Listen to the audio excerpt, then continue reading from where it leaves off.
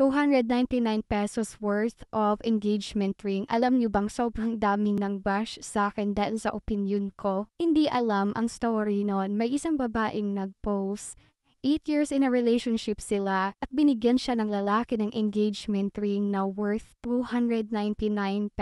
Nakita niya sa Shopee. To be honest ha, hindi ako magiging ipokrita dito. Hindi ako mag-a-assume na okay lang yun dahil ko ako din ang bibigyan ng ₱299 ng engagement ring.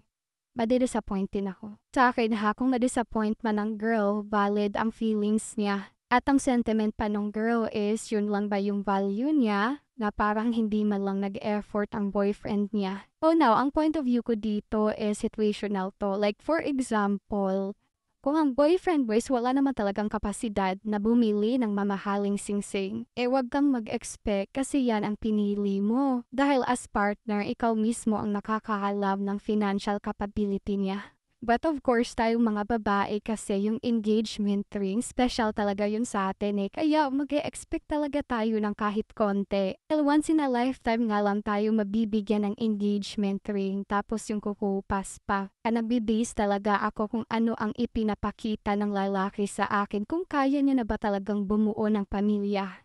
Kasi before ganun din yung mindset ko magsisikap kami, aangat kaming dalawa. Pero at the end of the day, ako lang yung masipag. Kaya it's a matter of choice talaga, no? Kung sino ang lalaking pipiliin mo. Hindi lang yan ko sa singsing ha, pero yung willingness to give and to invest sa future nyo. Example ako, ang boyfriend ko is accountant. So alam ko yung financial capability niya. Kaya kung ganyan ang situation, madi-disappoint talaga ako kasi alam ko yung kaya niyang maibigay.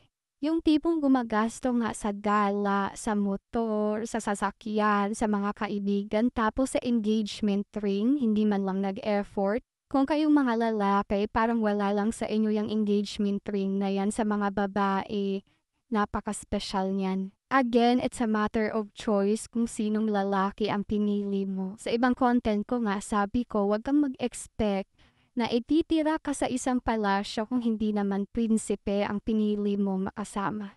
Kaya kung hindi pa kaya, pagpuyo ka ng engagement ring, katiting lang na sa gastoson mo kung magminyo ka.